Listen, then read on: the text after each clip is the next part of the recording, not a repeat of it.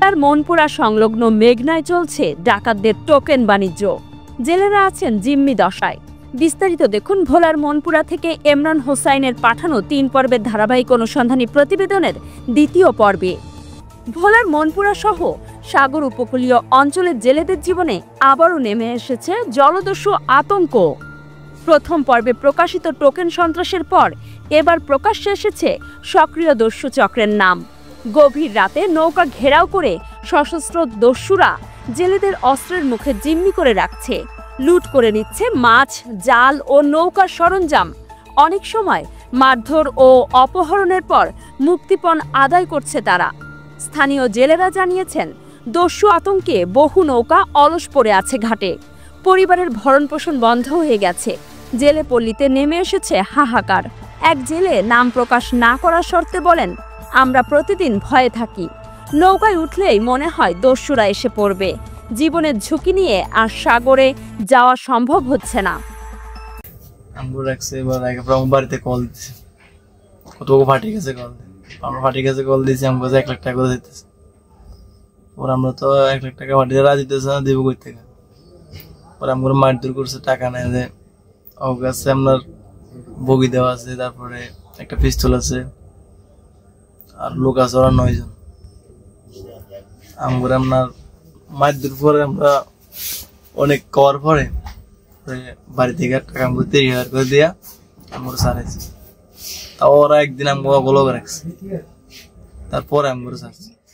ইতিমধ্যেই অপহরণকারী কয়েকজন দস্যুর নাম শনাক্ত করেছেন ভুক্তভোগী জেলেরা।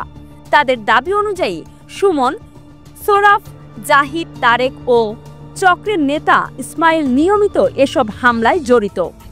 সুমন, জাহিদ আর তারেক এগরে আমরা অনেকক্ষণ দেখছি, দেখিয়া এগরে ফেস দেখিয়া আমরা চিনতে পারছি। সুমন আর জাহিদ আর তারেক, আরো অনেকগুলো মানুষ ছিল, তাদেরকে আমরা তার নাম জানি না, কেসে দেখলে চিনতে পারি। একজনের নাম হচ্ছে সুমন, যে লিডার ছিল।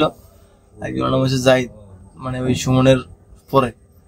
আরেকজনের নাম হচ্ছে তারেক, আরেকজনের নাম হচ্ছে আমরা এই জনের নাম জানি না। প্রশাসন সূত্রে জানা গেছে, কয়েকটি সংঘবদ্ধ দস্যু চক্রকে ইতোমধ্যেই চিহ্নিত করা হয়েছে। আইন শৃঙ্খলা বাহিনী বিশেষ অভিযান শুরু করেছে এবং টহল কার্যক্রম জোরদার করা হয়েছে। কোস্টগার্ডের এক কর্মকর্তা বলেন, আমরা সক্রিয় দস্যু চক্রগুলোকে শনাক্ত করেছি। খুব শিগগিরই অভিযান চালিয়ে তাদের আইনের আওতায় আনা হবে। কিন্তু জেলেদের বাস্তবতা ভিন্ন। মাছ ধরা বন্ধ থাকায় বাজারে সরবরাহ কমে যাচ্ছে, দাম বাড়ছে, ক্ষতিগ্রস্ত হচ্ছে সাধারণ মানুষও। অন্যদিকে হাজার হাজার জেলে পরিবার অনিশ্চয়তার দিকে ঠেলে দেওয়া হচ্ছে। স্থানীয় জনপ্রতিনিধিরা সরকারের দ্রুত হস্তক্ষেপ দাবি করেছেন। তাদের মতে, স্থায়ী সমাধান না হলে উপকূলীয় অঞ্চলের অর্থনীতি ও মানুষের জীবিকা মারাত্মক ক্ষতিগ্রস্ত হবে। জলদস্যু আতঙ্ক এখনও সমুদ্রপথে বড় হুমকি। প্রশাসন অভিযান চালালেও জেলেদের অভিযোগ, টেকসই নিরাপত্তা ব্যবস্থা নিশ্চিত না হলে সাগরে নামার সাহস তারা পাবেন না। ফলে দেশের প্রধান মাছের যোগান সংকটে পড়ার শঙ্কা তৈরি হয়েছে। পরবর্তী পর্বে থাকছে কোন রাজনৈতিক ছত্রছায়ায় বাড়ছে দস্যুদের প্রভাব, আর প্রশাসন কেন কার্যকর পদক্ষেপ নিতে পারছে না।